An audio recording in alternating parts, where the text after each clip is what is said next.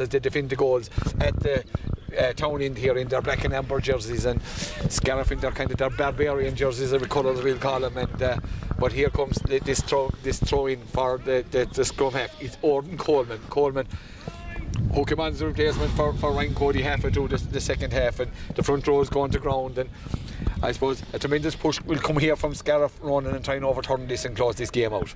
Yeah, they'll probably go for it, I'd say, Leo. Look, it's a good, I suppose, part of the field to be in when you're 3 points up with a couple of minutes on the clock. So they look to hold y'all, maybe if they can't turn it over, but hold them back down that side of the field.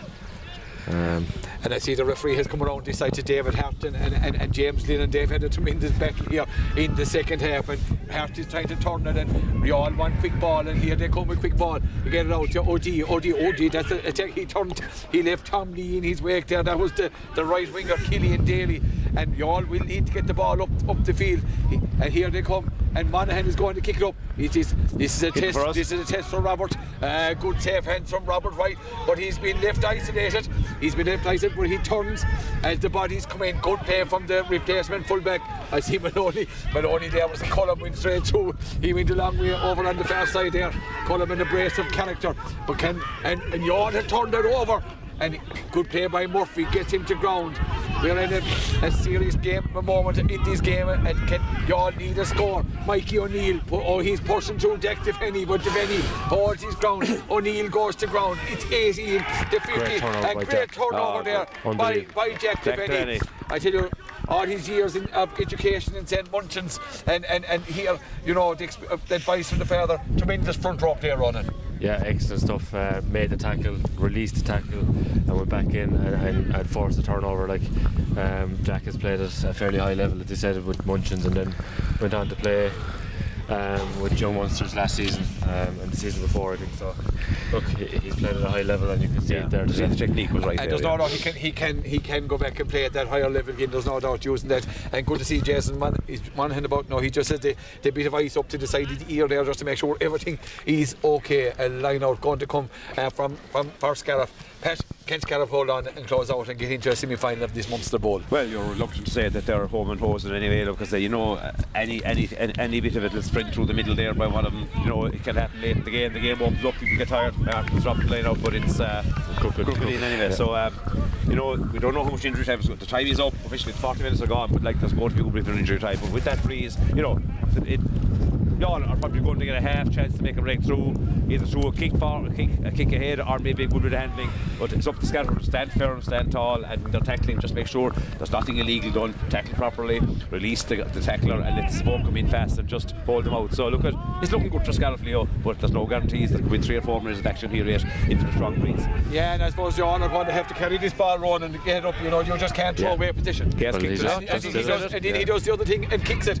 But he's at White. It bounces favourably. He has to get it to touch, and he does go for the sanctuary on the sideline. There's no doubt that the all linesman waving that flag furiously over there on the far side. We are 5 metres outside the Scariff 22. He throws it in quick. That ball hit a third party, so he can't go quick. Yeah, indeed. It as you're dead right. It happened years ago in an international in Cardiff, and they're still talking about it. So I think it was Ireland and Wales on that occasion. The ball was well kicked into the stand, and they came back out. They turned it from the wrong place and all. But anyway, Mike Phillips, wasn't it? Yeah, Mike correct and right. Wouldn't be his first time doing something outside the laws of the game. But anyway, here's the line out. Come up from Max Sweeney. You all need. Can they win this now? Can Scariff disrupt this line out? We're in the dying moments here of this Munster Bowl quarter-final. That jumper was well held up, and the penalty. He was well held up. The penalty is called, and the penalty for Scariff. Who's going to take this? Is it an indirect penalty, Ronan? It's a free kick, is it? Free kick, yeah. So, yeah. And Paul Sullivan with the ball in hands. James Hastings comes in, Jack Devaney comes in, offering advice. We're in the dying moments here of this Munster Bowl quarter-final. Sullivan just a tip pass, gives it out to Tracy. Can Scariff get Tracy to ground? He's at Aidan Murphy, maybe caught on the wrong side. Not too many people in the ruck for Scariff. No, on the wrong side. And y'all came through on that one. There's no doubt it didn't commit the people to the ruck, but now and here come y'all. A try here would in it, and here comes Monaghan. He has to get away from Glynn. Oh, great tackle from Martin Glynn. He's at a game-saving tackle, Ronan Curry. Great tackle over a lot of ground to get that. It's 46 minutes in the second half started, and my work. I know there were stoppages, obviously, and what they were about 15 metres out from the scariff line, maybe 18 metres out from the scariff line. Still high risk position to be in, with great work by Glynn there as y'all looked like they went sneaky in the left corner, but it was a great last day settling it. But the strange thing was, Scariff was so weak to the rock there, you'd imagine you'd pile the bodies in. This was early in the game, you're playing to sit up for yourself, just pile the bodies in, make sure you hold on to the ball, taking up the jumper, and they were turned over. There were 2 men for Scariff in the rock and about 6 y'all lads, and they were turned over, so that's what happened there, and it's just under a bit of pressure in the final minute. Good catch by Maloney at the front of the line out there. It was an important throw, from the penny, and Maloney caught it. Can they get it? Hastings has that left where cuts up left boot, ready to kick it. He plays it out to Tom Lee. Gosh. And I tell you, playing a dangerous game, and he goes back and it comes out. It's Glynn, the man who made that saving tackle. Here comes Hastings is going to be he has to turn. Ability for Scariff, a high tackle around the neck, a high tackle. Indeed. Yeah. Good referee. Very lucky there, Leo. Lucky. Playing a dangerous game, Pat. I am seriously surprised at Scariff to have the courage and the audacity exactly to play the ball 5 meters in their own line and cross the line on hands, and everyone did their role very, very well, and the high tackle has given relief now. But I just something we haven't noticed in the game at all is hardly any box kicking, which is really refreshing. They've been playing the ball through hands or kicking for position maybe, but very little just all boring box kicking we see maybe at a higher level of rugby, and that was very refreshing to see. Here comes Tracy, goes around, you all get their hands in over the ruck. It's a dangerous one, but he got it back. He got it back to Sullivan. We're at their discretion. Devaney. Here comes Devaney, the hooker for Scariff. He goes to ground. Players keeping. Is he turned over? Indeed, he's turned over on this occasion. You all have possession of the ball just outside the 22. So now it's back with Sullivan to McCormack. McCormack going through, being ably assisted by Tom Lee as they take. And the ball is with y'all. A penalty for Scariff. I think that could be the game-defining moment, Ronan Curry. Game-defining moment, I would think. Leo, yeah. Look, overall, I think we're lucky to get out of here. We're a bit of small bit of pushing and shoving, which will suit Scariff now again, slow the game down. And as Pat said, there can't be much time left in the clock, so you'd imagine probably last play. Yeah, you'd imagine so, yeah. Yeah, I see the coach got in around there. I tell you, it's the first time I've seen it in rugby where you see the coach walking in around the field in the middle of a match. But I suppose Devaney has his own rules, Devo has his own rules, there's no doubt about that. But it is going to be a kick to touch for Paul O'Sullivan. Are they going to go with the tap kick again, Ronan? It looks like it. Yeah, it looks like it. Maybe go through a couple of phases, burn down the time again. I don't know what time is left on the clock. He hasn't signalled, and Darrell Tracy picks up that ball, but we're 40 metres from the Scariff goal, from the Scariff defence here. Here, Sullivan, good lively scrum half, gets the ball out to Benny, he was going to kick, gets the ball out to Martin Daly. Martin goes in for the sanctuary of the forwards. They say, I said, we're looking enough to hit on one of his own players there, which could have overturned that decision. Can they get the ball out? I think they have to get it. And there goes the full-time whistle in this Munster Bowl quarter-final. Pat McNamara, Scariff come out on the back of an 18-point 15 victory. Look, at the end of any game in rugby, there's one thing there's great sportsmanlike behaviour. At the end of every game, everything that happens on the field is forgotten. Scariff progress to the semi-final, 18 points to 15. Well, full credit to Scariff, full credit to both teams for a most enjoyable rugby match. Great credit to Scariff there for the way they held on in the end. And as you said, the right word was the audacity to throw the ball along the line, and the defending a 3-point lead in the last 2 or 3 minutes of the game was unbelievable. And just great confidence in their own ability. And again, conditions helped, the ball was sticking to the hands, and decision making was good nearly all the time. But some great individual displays by Scariff. But look, to be unfair, it's maybe single out individuals. I thought the team, backs and forwards, all just gave their all in the game, and as it got into the tackles with great determination, some great runs, some great line breaks at times, good kicking as well. And Jason Manning, we hope is okay. Looks great to see him on the side of a nice uptick. But fantastic credit to Scariff there. Great, there's great self-belief in them, great play for each other, great support. Obviously, a good bit of coaching going on, because a lot of what they're doing was high class. Y'all made a fantastic fantastic game of it as well. Some great individuals in their team as well, and they might come to a bit of lucky, maybe not to win an old penalty 30 or 40 metres out there in the last 5 or 10 minutes. But credit to Scariff, they dug out a victory. Two great tries after half time was probably what sealed it for them, and a fantastic penalty kick then from Jason Monaghan to get that final 3 points on the board. So the winning margin. So fantastic performance for Scariff, and a most enjoyable game. And look at to entice you back here again before too long to see more of it, Leo. And indeed, Ronan, Pat has made the point there, and you said that the 2 tries after half time, you know, were the turning point in this game. Exactly. Look, they would have about 15-8 just after that time, try from Donald, which is it's tough.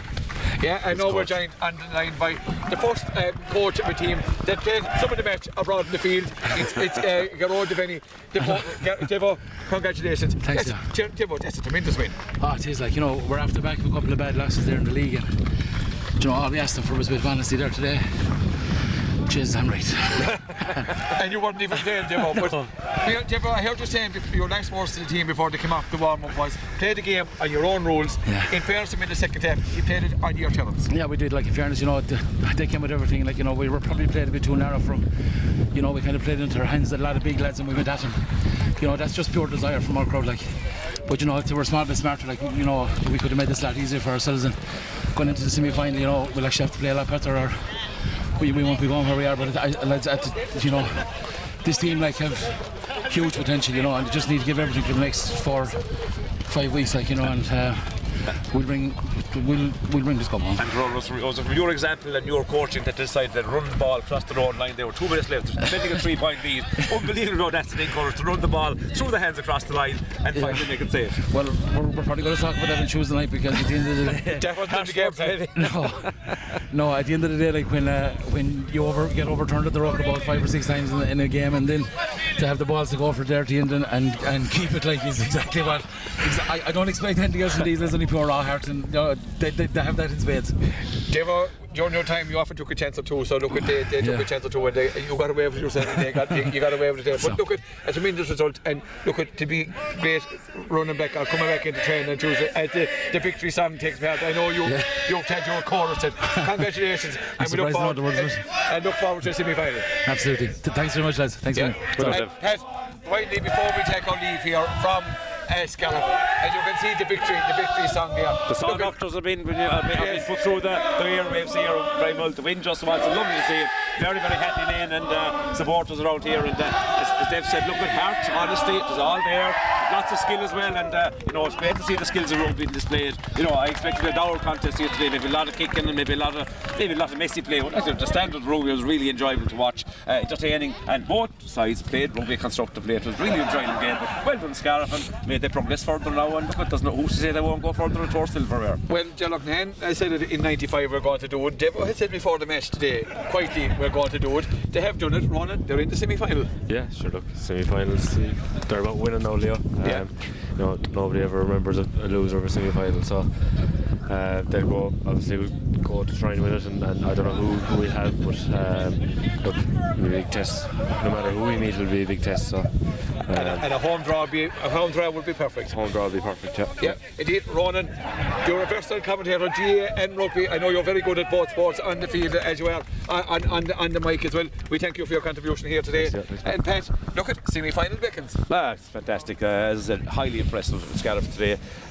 Great unity in the team. You can see I know when you win this may be easier, but you can see the unity there after the game now in a big tight circle, players and replacements all there singing together, and very, very happy. What a great day for Scariff Club to get to a semi-final of a cup competition, and as I said, it's contributed to a fantastic game, most enjoyable, and indeed, as I said, be able to entice Scariff to cover a bit more of their match. I really, really enjoyed it. But what heart and what assurance showed by Scariff. Their handling near the end was outstanding, and some great ruck ball won there near the end as well. When things looked a bit dicey, and it was very easy to make a mistake, to concede those 3 points. They're in need a winning try for y'all, but it wasn't to be. They stuck it out, won it very well, and it's a great credit to everybody involved, and great day for the club and a great day for rugby, and I really enjoyed it. As you said, you speak of heart, the prop forward was central to what a lot of it have done. Pat, I'm going to nail you to the mess on this one, Pat. I know you said it's a team effort. At the end of the day, we always give a player of the match.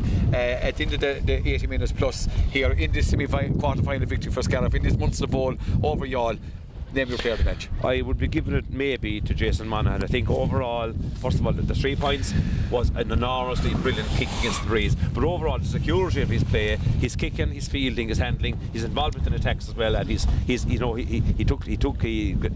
kicked for fielding position a few times brilliantly for Scariff. So maybe overall, he came off injured. Thankfully, there's nothing too serious. His neck is a bit sore, but the first time he'd have a sore neck playing rugby, I'd say I'd be inclined to give it to Jason Monaghan. Yeah, and indeed, Pat, we thank you for your contribution. Pat, I concur 100% on that decision. And we're going to take our leave here from Craven's Field.